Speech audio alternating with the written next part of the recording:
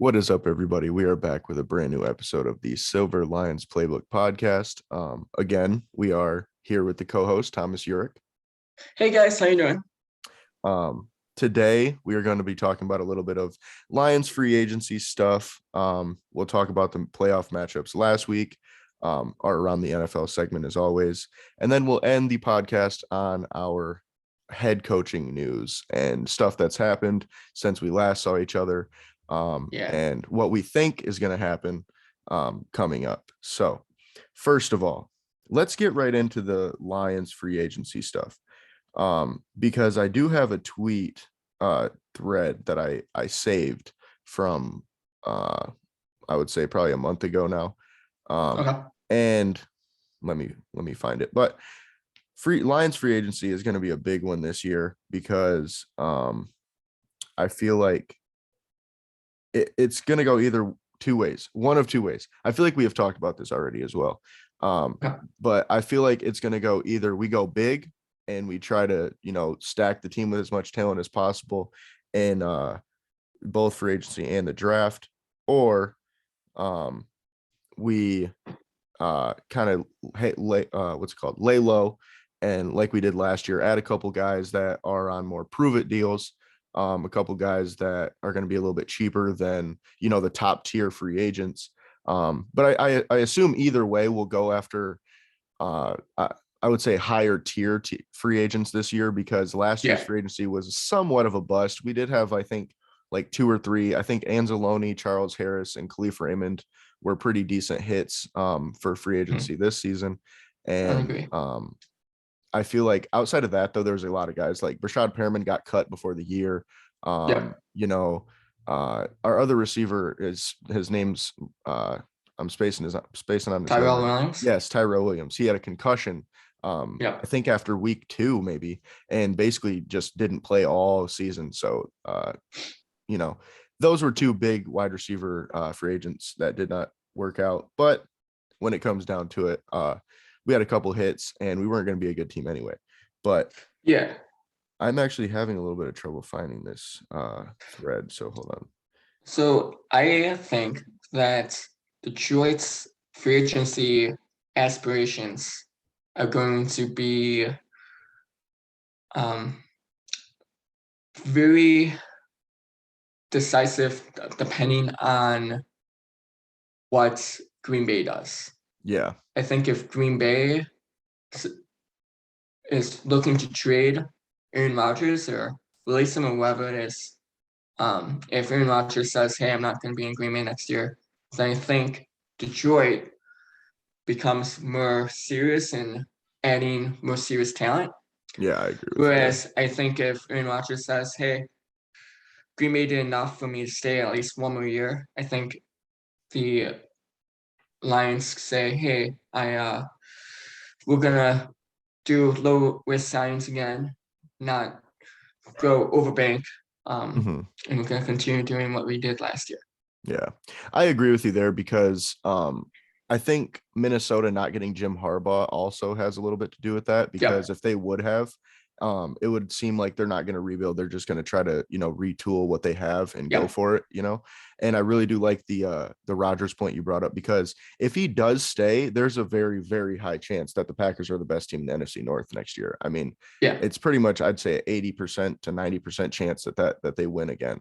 But if he leaves, it's wide open. I mean, completely wide open, to the point where the Vikings might be the best team, but depending on how the Lions do in free agency, we could definitely take the North next year with a Packerless, or with a Rodgerless Packers.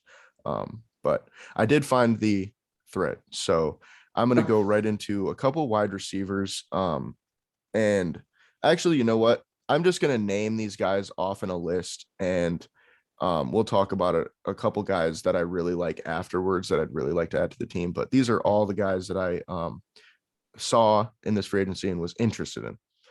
Chris Godwin, Will Fuller, Mike Williams, Allen Robinson, Cedric Wilson, Michael Gallup, Zay Jones, Christian Kirk, DJ Shark, Traquan Smith, Alan Lazard, Russell Gage, Preston Williams, Deontay Harris, and Jalen Guyton.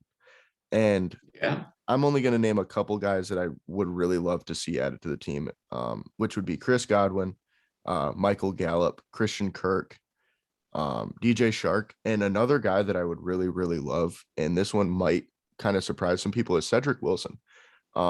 If we are a team that's going to look to add a couple lower tier free agents that can make a boom, I think Cedric Wilson is the perfect candidate for that, because he was the wide receiver 4 in Dallas for most of the year, and then Gallup went down.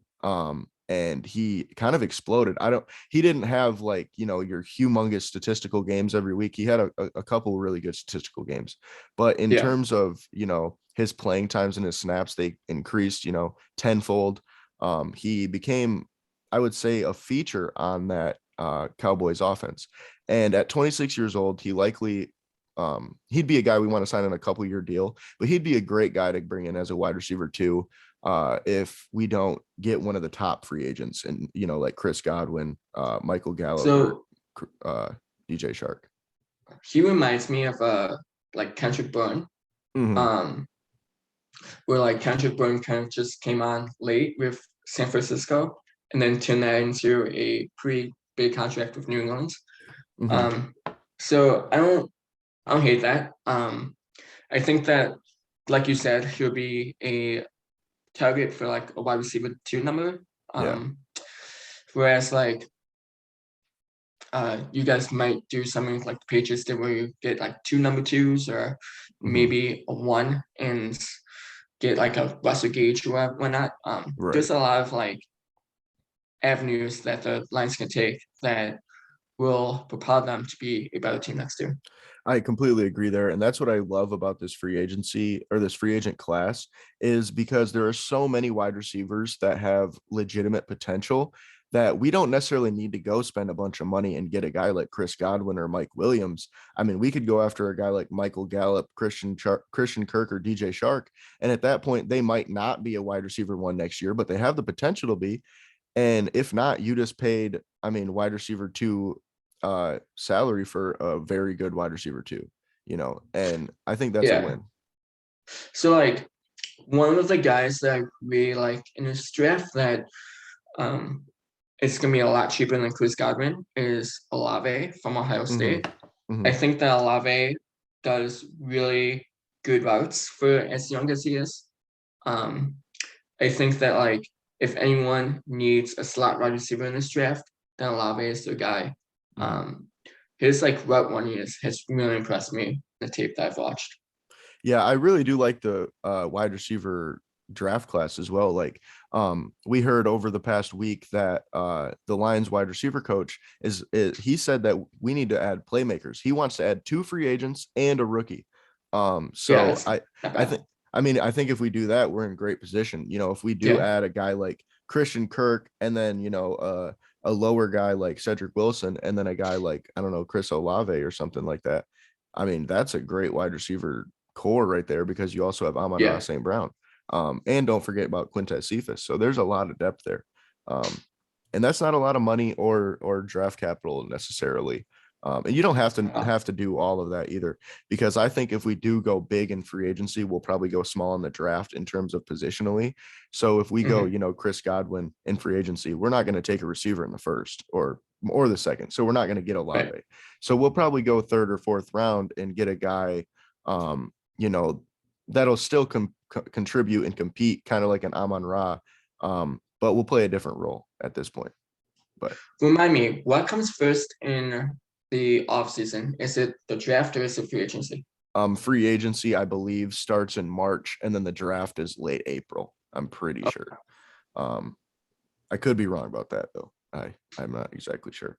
But next we have linebackers, and I think this might even be a bigger position than wide receiver for us, because one of the biggest, well, honestly, all the free agents that we had signed last year are walking this year as of right now, because we haven't re-signed any of them.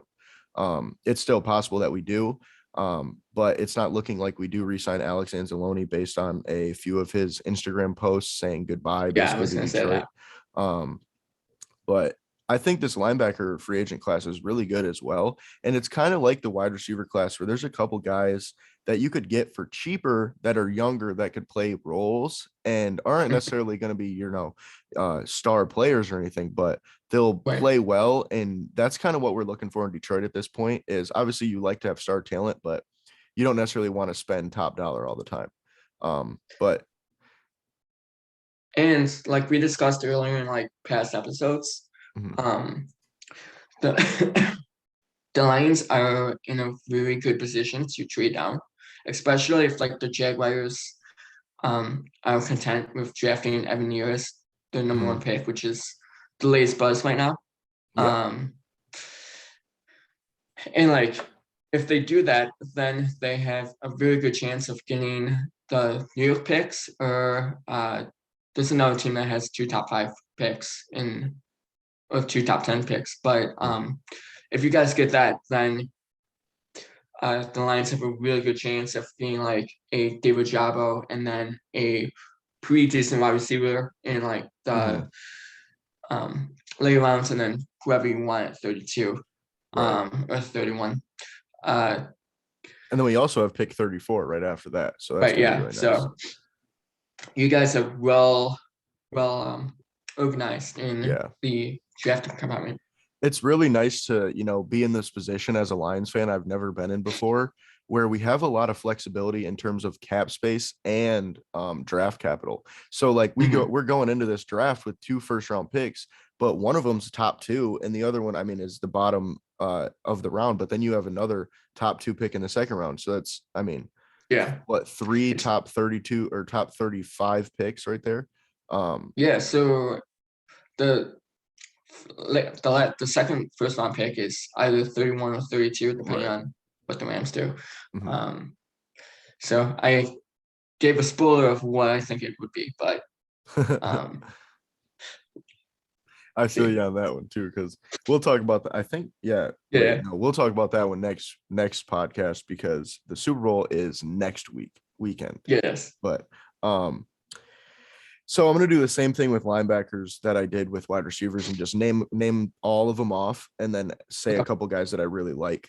So we have Jayon Brown, Leighton Vander Esch, Rashaan Evans, Devondre Campbell, Quan Alexander, Robert Spillane, Josie Jewell, Kenny Young, Chris Barnes, and I'm probably gonna butcher this, but Foyesade Oluokun from Atlanta.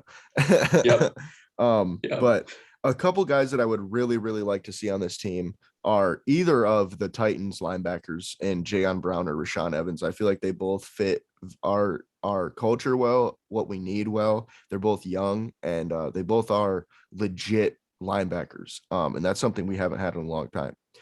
And then another guy that I would really like is Chris Barnes. I believe from Green Bay last year. He's a young player, pretty good as well. He's not, in terms of Jayon Brown or Rashaan Evans right now, but he could get there. He's also like 2 or 3 years younger, so that's a really nice thing for him. he seems like a Alex Allen like Allen kind of guy. Yeah. We're like he's not a big name linebacker, but like Mhm. he's had some couple of seasons where he's seen decent play. Yeah, and he's very young, so it'd be perfect for the Lions to sign that guy. Mhm. And then another one that I really really like and won't be very expensive is Robert Spillane. Um, I believe he spent the last year in Pittsburgh. I could be wrong. He might have switched teams throughout the season, but he's a guy that I feel like is another smaller name. He's not quite as good as Chris Barnes is currently, but he is just as young. He's a guy that we could add and this is a secondary addition basically. So if we do add, a guy like Jayon Brown, and then I feel like we should add a guy like Robert Spillane next to him because we do run a 3-4, so we need 2 good inside linebackers. And I feel like that'd be a great matchup right there. But I also really like I really like the whole list, but if I had to pick a few guys that I really wanted to hone in on, it would be those. Nice, yeah, I really like that. For some reason, Devondre Campbell screams to me as a Lions player. Mhm. I don't know if he is the guy that the Lions fans want, but to me, like he kind of screams to me as a Lions player. Well, Quan Alexander also screams to me oh as a yeah, Lions player. yeah. So I could see like any of those two guys. Those two names stuck out to me. With Devondre Campbell, I think that one depends on more, um, what position we're in free agency. Like you said before, if Rodgers is staying or going, because he is older. So if we were to sign him, it would be more of like okay, we're going to try to make a push next year and the year after. But I feel like if Rodgers stays, he's the type of guy that'll probably go elsewhere, because we're not going to be in that mode yet. We're going to be looking to sign, the younger guys like, Chris Barnes and Robert Spillane's of this free agent Yeah. class. But I mean, there's a lot of guys on this list that I do like, and I wouldn't be mad if we got any of the combination at this point. I mean, it'd be a upgrade over what we have. So I'm fine with that. And like I said, it all depends on what we're doing next year. Where do we think we are going into the season? But next up, I have edge players, and this is only a few guys. Hassan Reddick, Harold Landry, Uchenna Nwosu, Randy Gregory, Dante Fowler, Derek Barnett, and Arden Key. I feel like we don't necessarily need an edge. I think this is going to be indicative of what we will do on draft night, because if we go ahead and we sign another edge player, I don't think there's a way we draft one too, because we're already pretty thick at edge. We have Trey Flowers, Romeo Okwara, maybe Charles Harris coming back. We also have Julian Okwara on the roster already.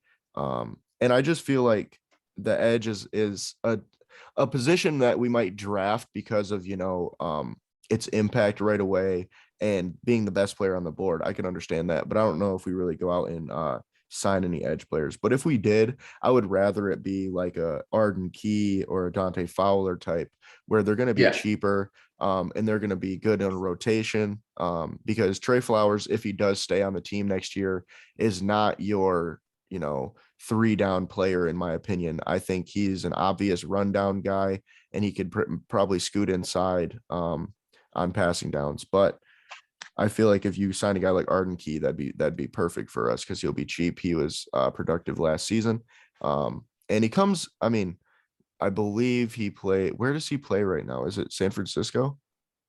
Arden Key. It might be San Francisco. I know he was on the Raiders. I don't know if he's still Yeah. on the Raiders. Let me look. Yep, San Francisco. San Francisco. Okay. He had as many sacks as Khalil Mack this year, which, I mean, Khalil Mack was hurt, of course, but he had like 7 or 8 sacks, I believe, this season, which is pretty decent for a guy that isn't necessarily a starter. Like I said, he's a rotation player, so it'd be great for that. But he could also demand big money if a team really thinks he could be a superstar, given all the snaps. So we'll see with that one.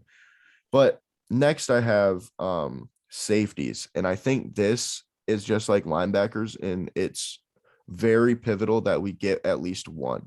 We need at least one new safety that can come in and be a very good player. And there's a lot here. And this also depends on who gets re-signed, because there's a lot of guys on this list that I think will get re-signed or should get re-signed. But my list goes Marcus Williams, Jabril Peppers, Jesse Bates, Justin Reed, Ronnie Harrison, Deshaun Elliott, and Tyrann Mathieu. There's a couple guys on that list that likely will be re-signed in Jesse Bates, Tyrann Mathieu, probably Deshaun Elliott. But in terms of who I would really like to see on the team, I would love to see Marcus Williams, Jesse Bates, or Justin Reed, because I'm not sure Justin Reed goes back to Houston. I don't know what they're really doing over there, what their outlook is for the next season. And I don't know if he wants to be there anyway, with all the turmoil that's going on. And I think he'd be a great player to add to this Lions defense, because he's young, he's physical, he can do it all. And I just think he's a perfect fit for us, in terms of he won't cost that much. He won't be a Marcus Williams, 8 to 12 million a year. He'll be like, 5 probably. A lot cheaper. He's young and he's a really good player. But Marcus Williams makes a lot of sense also, because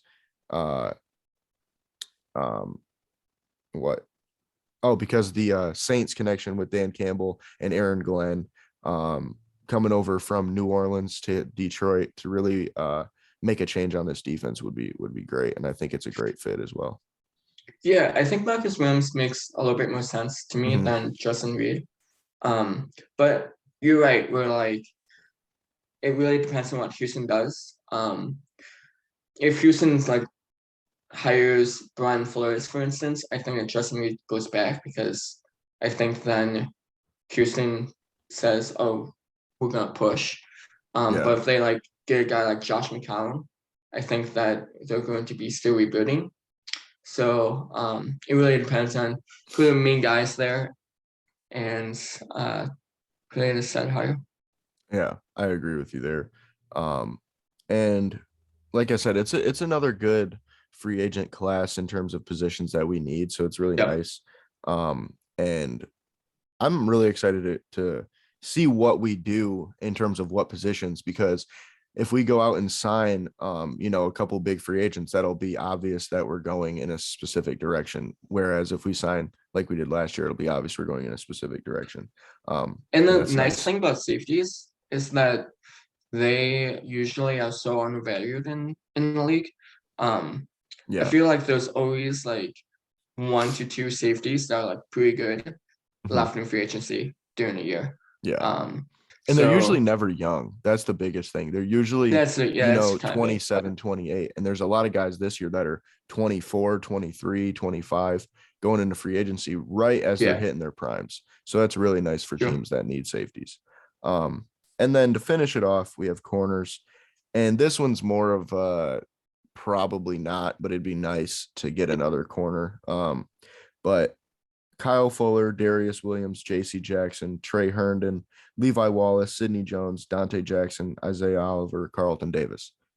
I mean, pretty good cornerback class as well. And we're not going to, in my opinion, there's two ways we go with signing a cornerback. We either go, we want a legit number one, and we go, JC Jackson, here's our money, and we want you. Or Mhm. we go, we think Amani and Okuda can be, one of them can be a number one.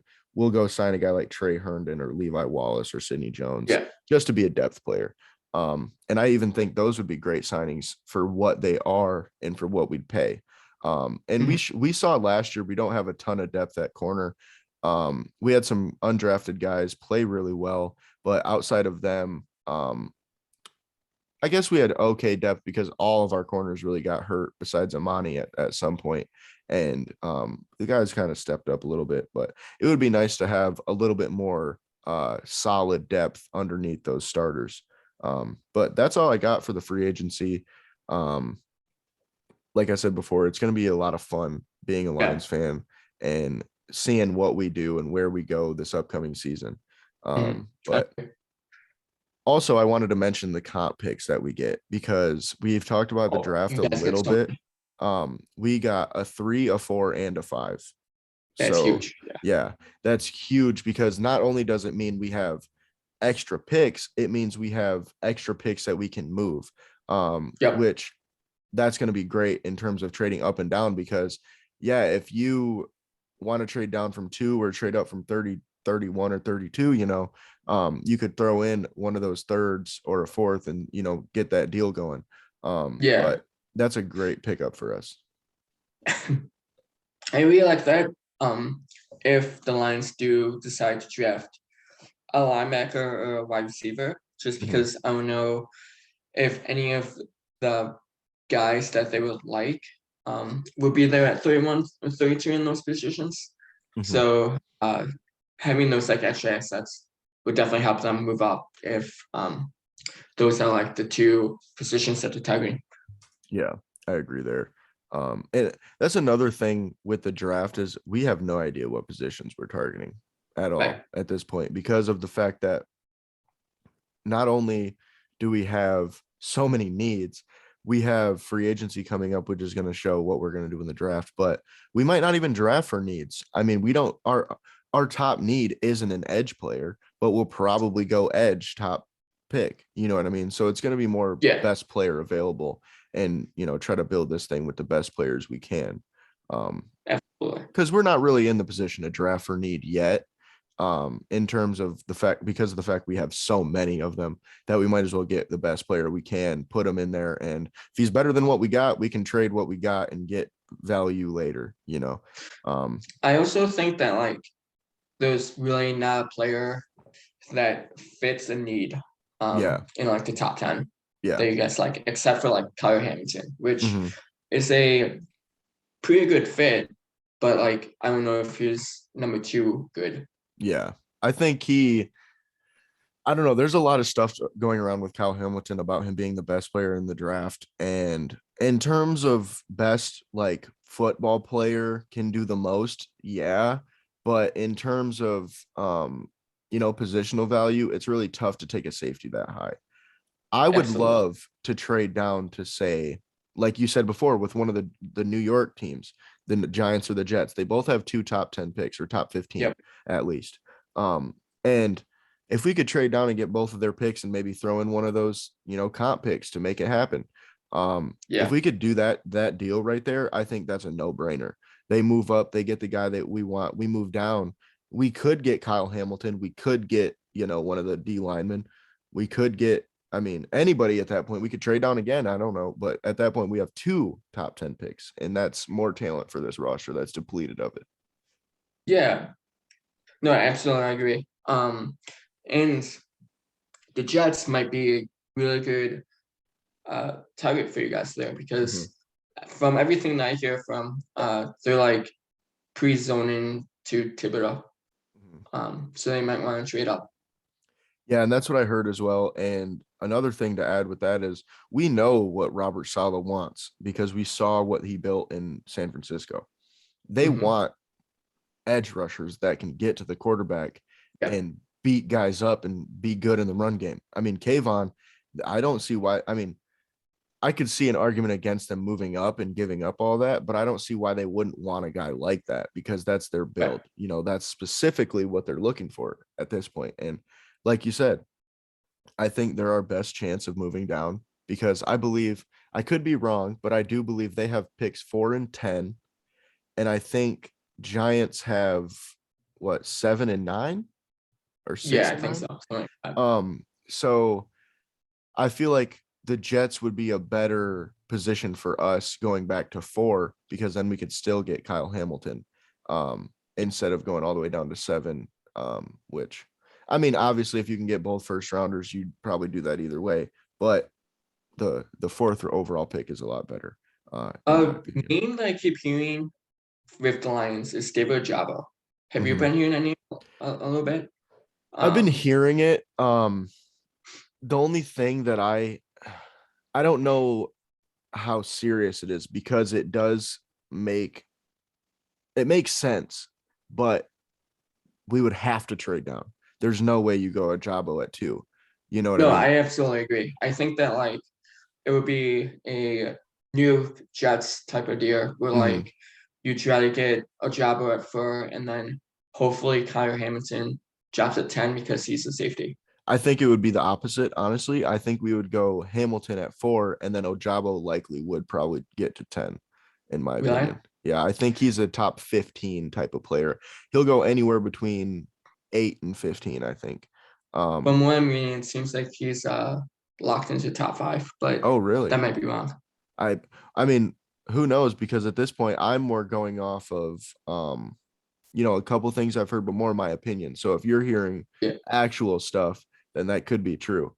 But I just feel like Ojabo is more of, he's more of a project. I mean, think about Yeah. it. Ojabo was taken off the field on obvious rundowns. That's not a good sign for a guy that you would want to pick top 5. Um, Clearly he's a great pass rusher, but he also had Aiden Hutchinson on the other side to help him out with that. He has traits, but it's like a Rashawn Gary situation where he has all the traits, but he didn't really. There's a lot of question marks basically on him, I think. Yeah. I think that like I kind of compare him to Deion Jordan. Mm, Um, where like he's an athletic monster. And mm, if he like hits, he's gonna be really good. But if right. he doesn't hit, he's going to be kind of not great. So um I think the athleticism that he has is like really the thing that's propelling him up draft boards. Right. Because he could be, like you said, with Thibodeau earlier, typical like reminds you of someone like Clowney, whereas Mhm. like Ojabo might remind someone of like a Josh Allen or like a Khalil Mack, like someone who's like just super athletic and Right. super like great speed rush and everything. Mhm. And I do like Ajabo. I would love to Yeah, see him in Detroit if we could get that Jets trade or even the Giants trade. I would take him at 9, maybe even at 7, depending on what's there. If he's the best player, I think you take him regardless. But I just feel like the biggest question mark for me is the run game stuff. That's the one that kind of just it's a yeah, box that I have to have checked as a top 10 or top 5 or even top 10 defensive end or defensive lineman in general. You got to be able to stop the run, and I don't want to have to take you off the field because you can't do that. but I think that's like the problem with pass rushes nowadays. Mm-hmm. Pass rushes usually don't really like stop and run. They're I usually think like your stars do. I think all the stars that are in the NFL right now, in terms of pass rushers, probably the top 15 to 20 pass rushers are all at least above average at stopping the run. Because in order to get all the snaps that you need to accumulate the stats and the pressures and all that stuff, you have to be able to be on the field on all the downs. So I think in order to do that, makes you have to sense, be at least decent, against the run. right? Um, It makes but sense. next, we have the playoff matchups review. So, what another weekend of football that we had this weekend, bro. The weekend before, wild. This weekend, wild. The Bengals took down the mighty Kansas City Chiefs. I feel Like like, so, go ahead. that game was so interesting to me Mhm. because I personally did not watch it, Oh, but really? like, yeah, I didn't watch it. I like something to do, but I like was on Twitter and so many people were like, Casey's killing it. The Cincinnati's like getting destroyed, and I'm like going on ESPN. I'm like, what are people on Twitter saying? Like, why is everyone saying that KC is doing really well? Right. Because it's only like a 10-point game at this point. And then I like go back on Twitter and it's like Cincinnati won. This is the greatest comeback ever. I'm like, okay. Yeah. It was a wild game for sure. It Yeah, was 21-3 at half. Um, but and I honestly was like, oh, Cincinnati just can't hang with the big dogs. You know what I mean? I was like, this is a clear yeah. showing that Cincinnati's defense just can't hang with Casey's offense. And then something happened in that halftime speech. Zach Taylor said something that just ignited this team, man, because Yeah.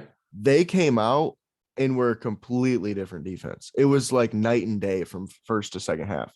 I mean, think about it. Nice. What was the end score? 24-21. Yeah. I mean, they went scoreless in the second half after putting up 3 touchdowns in the first. Yeah, that Evan McPherson is such a good kicker. Oh yeah. Holy smokes. Oh yeah. And people were talking so much trash about him this offseason for drafting a kicker. And it's just Yep. so funny because I feel like he's he's won the like, games. wait, I think that he's as big of a pick as Jamal Chase's.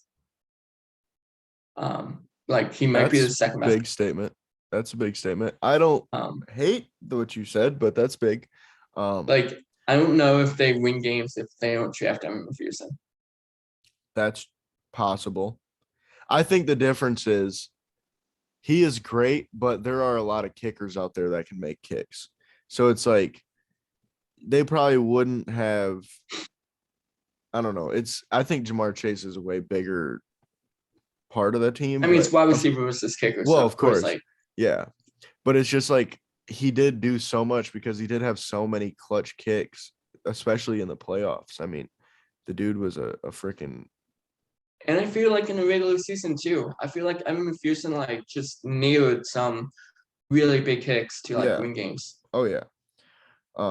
But I still am in shock that we're seeing the Bengals and the Rams in the Super Bowl.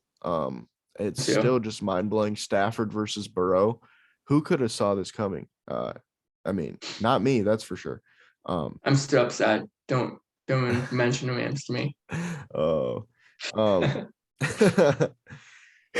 lot of Lions fans are going to be mad at you for that one, but it's okay. Oh well. But yeah, I still can't believe Cincinnati came out and pulled that off. It was a great comeback because not only did the defense turn it on, the offense did as well, and it was just an amazing game in general, in my opinion. But excuse me. Next, the San Francisco 49ers at the Los Angeles Rams. This game was not as good of a game as the Bengals Chiefs game, but it still was a pretty good game, I will say. I did stay up to finish the game and everything before I had to go to work in the morning. Just because it was kind of down to the wire. But Stafford put on a show. I mean, 337 yards and 2 touchdowns. Cooper Kupp with 11 for 142 and 2 touchdowns, and then Odell for 9 and 113. I think number one, Odell just earned himself a lot of money in the offseason. Oh yeah. I don't think he goes back to LA. I think he goes somewhere like Philadelphia that really needs a one. And the only way I see him going back to LA is if he takes a huge pay cut, and Odell's not going to do that. I don't think. He's trying to get another payday. Do you know, like, he's not making anything. With the Rams this year, he like got all of his money through like Bitcoin, and Bitcoin is like super low right now, so he's only making like 34,000. Yeah, it's kind of insane. It's kind of funny, in my opinion, because Bitcoin, everybody kind of latched onto it when it was big, and then now it's plummeting, and everybody's like, "Hey, man, I actually want cash now," and it's like, "Hey, bro, it's not how this works." Right? Yeah. Like, you wanted Bitcoin to begin with, you got to stick with the bit, bro. Come on. But yeah, it was a pretty good game. The 49ers definitely kept it closer than I thought. Like we talked about last week, I thought it was going to be a little bit farther away. I actually have the scores I had last week right here. I had the Rams winning 31-23, and then I had the Chiefs winning 38-34. But we did both say that the Bengals had a shot, and I mentioned that I thought the Bengals had a better shot against the Chiefs than the Niners did against the Rams. And which I wanted the Bengals to win, but I just couldn't. I couldn't. Oh yeah. I mean, you can't predict that one. You know what I mean? No. Like it's just like I could have predicted it, but I would have been lying to myself basically because I thought the Chiefs were going to win that one for sure. But next we have. Oh, go ahead. So it's funny because I like the Rams and the 49ers game. I was like, oh, okay, I watched this game because the Chainsmokers, I'm a huge EDM fan. The Chainsmokers were supposed to like play at a halftime show. I was like, all right, this is so sick. I'm gonna watch a halftime show, and it's gonna be Chainsmokers. Love Chainsmokers, and then hopefully 49ers win. First half happens. 49ers are looking like really good. The Fox broadcast never plays the Chainsmokers halftime show. And I'm like, okay, this is bad. And then the Rams just dominate in the second half. I'm like, that's what I get for watching this game. That's kind of like the halftime of the, I believe, Bengals Chiefs game as well, because on CBS, the halftime show was going on as the halftime commentary or whatever is going on, and you couldn't hear anything that they were saying. They couldn't hear each other. Nobody knew what the hell was going on. That was one of the biggest L's or biggest fails I've ever seen in the NFL ever, in my opinion. It's right up there with the lights turning off on the Super Bowl again in 49ers Ravens. Like, what the hell? Like, like what happened there, man? I still don't understand how that happened at all whatsoever. But next we have the Around the NFL segment of the podcast. First of all, Tom Brady has officially retired. I figured that would happen, but I've been saying it for freaking 6 years, it feels like. But it felt different this time, like I mentioned last time with a lot of the things he said and the way that he said them, it definitely felt like he was done. But the best player in NFL history just, I mean, he went out still as the best quarterback in the NFL in statistics, Yeah, at least. Um, I don't think we'll ever see a guy better, in my opinion. Patrick Mahomes has a chance right now with how, his trajectory has gone, but he did just lose in the AFC yeah. Championship game. So, I think that it really depends on if Pat Mahomes can lead the Chiefs to more Super Bowls and how that's going to transpire. mhm, Um, yeah, it's crazy. I personally did not expect this. Tom Brady has always said that he was going to retire at the age of 45. He did. mhm, So guess we need to take his word like right. 10, 15 years ago. True. Um, but I don't know. I just thought like the way that Tampa lost and the way that like Tom Brady was a competitive guy. I didn't Mhm. think that Tom Brady would have wanted to go out that way, and he did. So it was a huge shock to me. And man, Tampa having that quarterback position open is a huge deal to me. Oh yeah. I think Winston goes back, honestly. Yeah, I But could see it. I think the what was I gonna say? With the Tom Brady stuff, I feel like I feel like he's going out still number one because he's gonna win MVP. I think now that he's retiring, I know the MVP votes already kind of happened, but I feel like people, I don't know, I felt like he was the MVP beforehand. So I just think he'll go out now winning MVP and say, all right, I went out on top still, even though I didn't win the Super Bowl, I was the best quarterback in the NFL the year I retired, Yeah, which is a big dub for him, of course. that's a huge job. Um, yeah, I But don't know. It really like I personally think Aaron Rodgers deserves the MVP award, yeah. but like with everything that's happened with him, I don't know if he's going to get it per se. So Mhm. like Tom Brady can definitely grab that, and that would be clearly a dub Yeah. for him. So not bad Next, call. we have the Washington Commanders. Yikes. Well, let me say this first. I don't hate it. You don't hate it? I don't hate it. I don't hate it. So I thought it was funny that Chase Young, the best player, has gone on like multiple interviews and like saying that there's no way that they're gonna name the Commanders because like if they do, that's the stupidest name ever. And then they ultimately end up naming their team the Commanders. Um, I don't know. I like it's an okay name. Um, I think that like the nickname is going to be something that people talk about because it's going to be Washington Commies. Right. Um, and like that's just weird. But I don't know. I like they've had so many like better names. I think like the Red Wolves were pretty Yeah. cool. The Admirals was like better than the Commanders. I thought. Um, I was just kind of disappointed that like they they ended up with the Commanders, but I was also disappointed with how Cleveland's the baseball team named their team. So Yeah. I'm all for two. Yeah. I mean, I feel like they're both just going with generic, easy names that like there's no way there can be a controversy about, you know what I mean? Because with the Red Yeah, Wolves, there was a thing with the Timberwolves that there might be a problem that Minnesota Timberwolves might not let us have that name. It's like it's not even the same thing, first of all. But second of all, yeah, I just feel like that is such a cowardly way to pick a name because you're afraid that somebody's going to be mad at it, and then you picked a name that everybody's mad at anyway. So it's yep. just like there's you can't win for losing. I will say though, I do kind of like the uniforms. They're all right. Oh yeah. I wouldn't want my team rocking them necessarily, but they're cool in terms of the idea, I think. I mean, so the players think that the red ones and the white ones look like Arizona State's football team. Yeah. And then the black ones look like the Pittsburgh Steelers, which I see.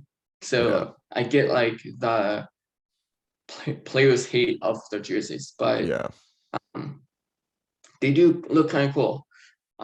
So and it's different.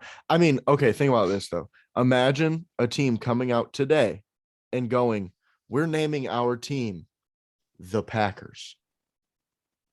Right. People would be like, "What are you talking about? The Packers, like suitcases and shit? Like, what do you mean by that? Like you know what I mean?" And it's, but they're one of the, I mean, the name just, it rings, you know, it makes sense even though it doesn't. I feel like, I don't know if the Commanders will be like that, you know, in 20 years, but I feel like it could be in 5 years, it'll be normal. You know what I mean? It'll be the normal thing. And I do think they'll do a little bit of a rebrand again, because I think, in my opinion, the biggest problem that they made, or the biggest mistake that they made outside of the name, was keeping the logo pretty much the same thing. They should have changed the logo. They should have made it like a dude standing there with a shield and a sword or something, you know, something different that's like not just a W, because that's why people didn't like the old name, because the logo, it was just bland. The name is the football team. Like, what is that?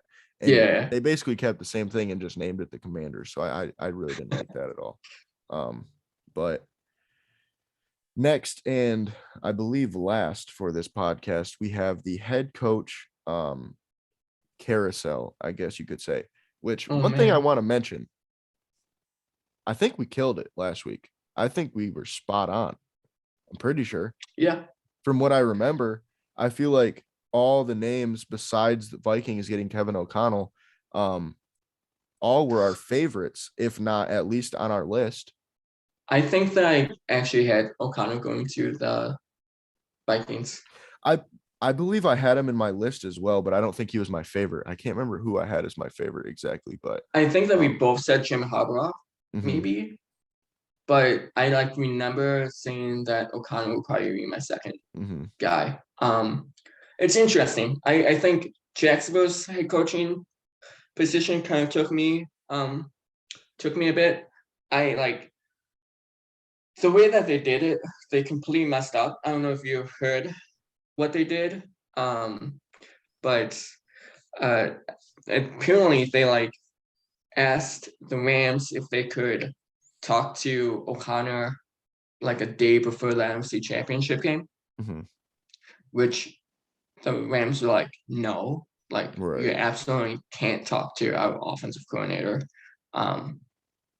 like day before like our biggest game. And so they're like, you can talk to him after the Super Bowl, but the Vikings had already talked to him, so he obviously wasn't there. And I don't know, I think that like Doug Peterson looks like a guy, like a colleague to me, where he's gonna stay with the Jacksonville Jaguars 1 year, and then next year he's gonna get canned again. Right. And then someone else that's a bigger name will surface. Doug Peterson is not a terrible coach, but he definitely isn't the hottest name that I've heard of. And that's one thing too with Doug Peterson is, I just feel like the Jaguars took the easy way out with this one, because they were in a weird kind of like a standoff with, you know, Byron Leftwich versus Trent Baalke, and I feel like they just decided to go, well, we'll just go with the guy that isn't going to make us fire the GM. And I don't think he's funny, the best because candidate. Like the Philadelphia Eagles and Doug Peterson split up because the coach couldn't get along with the GM. Right. Howie Roseman and Doug Peterson just disagreed on Jalen Hurts versus Carson Wentz or whatever it may be. And that's ultimately what got Peterson fired.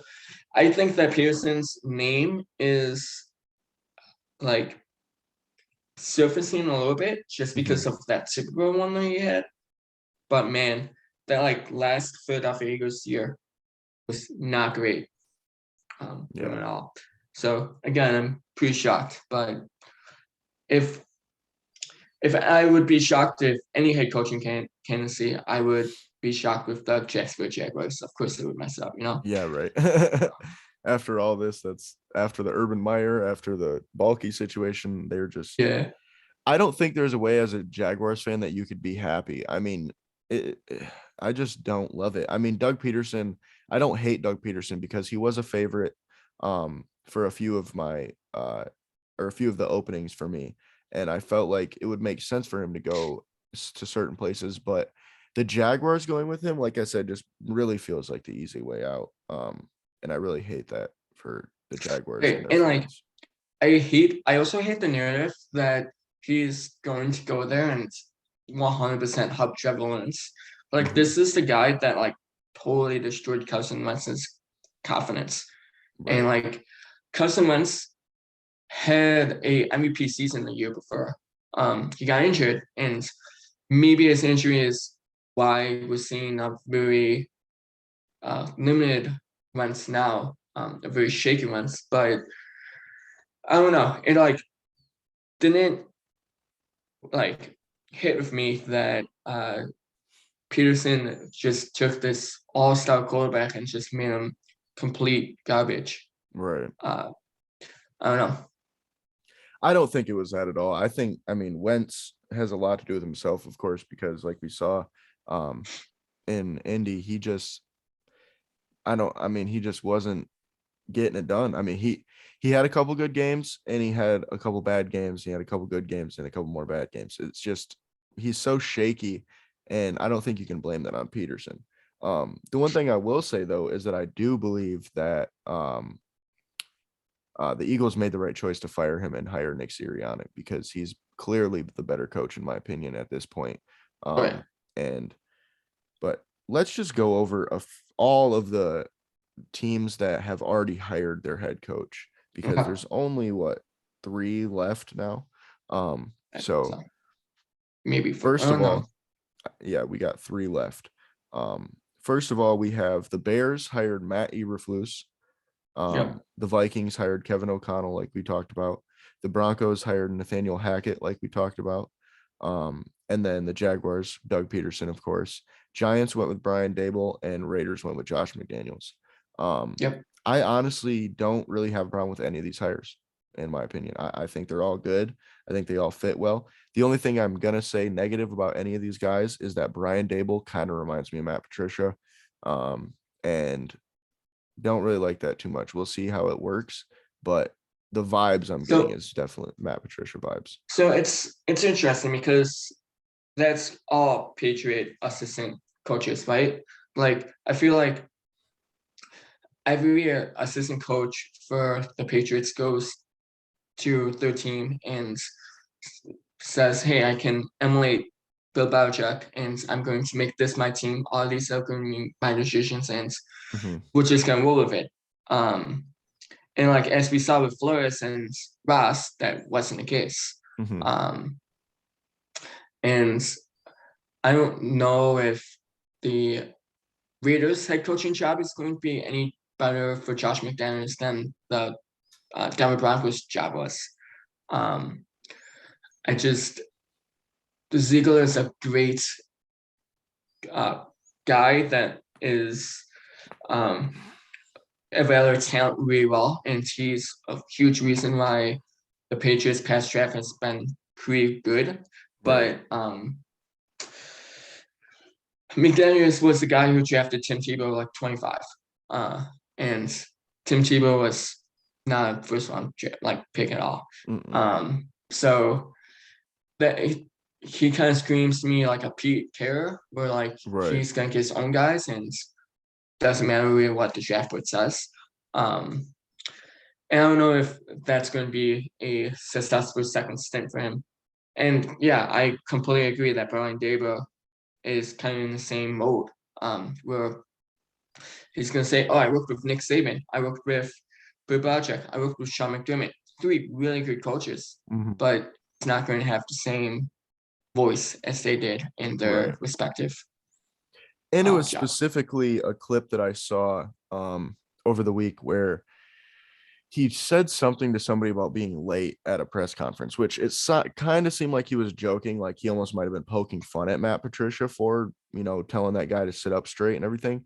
But I really Mhm. do feel like it was genuine, or I feel like there's a possibility that that was genuine. And if so, that's super Matt Patricia vibes. And even just like you said, the way comes from the same tree. He's a coordinator, never been a head coach before, coming to his first head coaching job.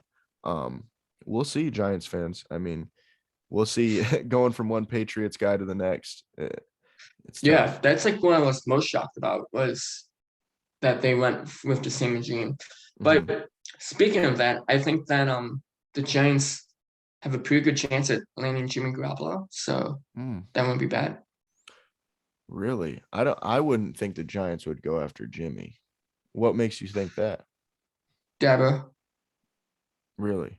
Okay. Why that because what's the connection there? Dabo was the New England offensive coordinator or quarterback Oh, coach, or whatever he was when he was with New England. Jimmy gotcha. Garoppolo. See, I Um, feel like they're gonna roll with Daniel Jones next year, see what they got with this new coach, see if the coach likes him. And then next year they'll probably draft another one because if Daniel Jones doesn't get it together, they'll probably be drafting top 5 again. yeah, I don't know about that because like that just is that screams to me that they're gonna have another bad season. I don't think that like Dabo or like any New England coordinator can like handle that. To be honest with you, Well, I feel like Jimmy G will definitely want to go. Well, he's already said he wants to go to a winning team, and I feel like that's more of like a Pittsburgh, or a New Orleans or somewhere where it's yeah. already built. Tampa Bay. I could honestly see Jimmy going to Tampa Bay at this point as well. Does he have the arm strength? Huh? Does he have the arm strength? Because Bruce Arians only wants quarterbacks that can score True. like 80 yards. Well, he did get Tom Brady, so He I did. mean, I think That's it true. just depends on what he can get and what's going on because if he's not gonna, I mean, if they don't go Jameis, I think Jimmy G is a very legit option. But I do think Jimmy G makes the most sense in Pittsburgh, in my opinion. Um, Okay. just in terms of like what they have and what they need at quarterback, and the money that they have, and they could definitely make that work. But yeah, I just feel like I don't know. The Giants is one of those teams that I'm kind of Yeah, confused the about, but I feel like they go with Daniel Jones. the only connection that I have is he was in New England with Dabo, and Right. Dabo might want one of his guys. True. Um, so uh, but they might go with Daniel Jones. They said that they would go with Daniel Jones, but that was defending Watson questions, and we're pretty sure that Jimmy Garoppolo is going to be worth less than what Watson would cost. Oh So yeah, for sure. um, so we'll see. But just with that connection alone, I wouldn't be surprised if the Giants end up with Jimmy. Right. And now with the openings, so there's only 3, like we said before. The head coaching pool is getting a little shallow as well as we go Yeah. on. The Saints, Dolphins, and Texans are the only teams left.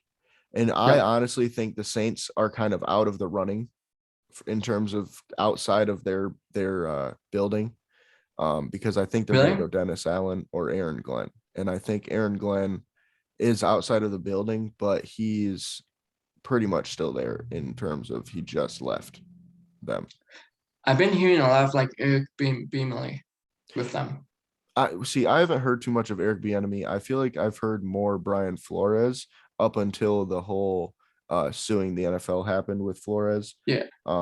But I really just think they go with Dennis Allen. I think they keep it in the building and they just roll with what they had. They had to interview people because they have to legally in terms of the Yeah. NFL rules, but I think they get Dennis Allen. I mean, yeah, he's still my favorite, I would say. Yeah. And then the Texans, I think it's still the same. Josh McCown, I think, gets that job. Now that Brian Flores is suing the NFL, he likely won't work next year, at least next season, if not more. And he was one of my favorites for the Houston job. Right now, it's Josh McCown or John Gannon, in my opinion, in Houston, and I think McCown gets it. It's just definitely going to be the wildest hire of this entire coaching season. Yeah, It's going to be weird. That's a guy that's never even coached before. he's known as the QB whisperer though, so we'll True. see if he That's true. can get Davis Mills or Deshaun Watson Right. back on track. But I won't count Brian Flores quite yet. Mm. I don't know if he's an absolute favorite, but to me, I think he's still involved. I would also agree that Josh McCown is the favorite, but I wouldn't be shocked if Brian Flores gets it. Right. I would be at this point. I don't think he's going to get a job anywhere this season after suing literally every NFL team, pretty much. Yeah. But we'll see. It's possible. But we have the Dolphins lastly, and I think we both agree with this one. It's going to be Mike McDaniel. Kellen Moore was the other finalist, but I don't think they roll with Kellen. I think he stays in Dallas for another season, and Mike McDaniel goes to Miami, and they kind of get that offense going. I think he's a great hire for them.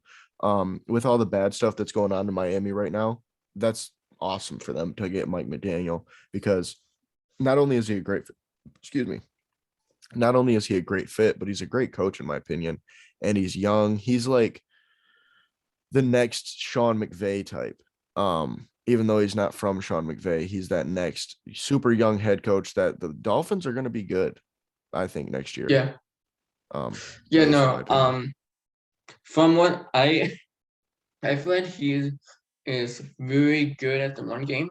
Mm-hmm. So I expect Gaskin to have a huge year. Mm-hmm. Is it Gaskin, the running back? Yeah, I think they'll draft one, but yeah, him as well. So I expect the Miami running backs to play really well. Mm-hmm. And yeah, he that's quite higher. If that's what they make. I agree. Like Kalamu is also like a year out from actually getting a head coaching position. I think if anybody was going to do it, it's Miami, but I think they'll go with a smarter hire here, because I feel like McDaniel's been a guy that's talked about a little bit more in terms of head coaching carousels than Kellen Moore on the inside, because I know the media talks about Kellen Moore a lot, but I think that's because he's a Cowboys guy. He's young. Yeah. He went from quarterbacks coach to OC to the next year going to be a head coach. Not this time, but maybe next year. But I think that's all I got for this one. You got anything else to add? No, I don't. I think it's going to be a crazy year for like the head coaching candidates, just because we have a guy in Chicago that no one can pronounce his last name, and then we got two McDaniels, and I feel like people would just get confused on which one's which and all that kind of jazz. But it's gonna be a fun year. I'm looking forward to a Super Bowl and praying for the Bengals to come out. But agreed. I'm really looking forward to the Senior Bowl today as well. And honestly, I'm looking forward to the Pro Bowl. I'm probably not going to pay that much attention. Probably won't watch the whole thing. But it's going to be a little bit of fun to watch some All-Stars play some football. So it'll be fun. Let's see. But that's all I got for this one. Appreciate you for coming again. Appreciate everybody for listening, and we'll see you next time. Should we tell the pod that we're showing our faces now and they get to see of course ugly mugs? Speaking of that, before I totally screwed this one up. Honestly, I screwed the pooch on this one because I didn't have it at the right the whole time. It was just showing your face pretty much. Really? Yeah. Oh God. That's the worst. Oh, stop it. I accidentally, because I did it. I think I'm gonna watch the video back again and make sure, but I'm pretty sure it was like your face was big and my face was little in the corner. And then right at the last like half an hour, I figured it out that I needed to change it to grid view, so it's both of us split.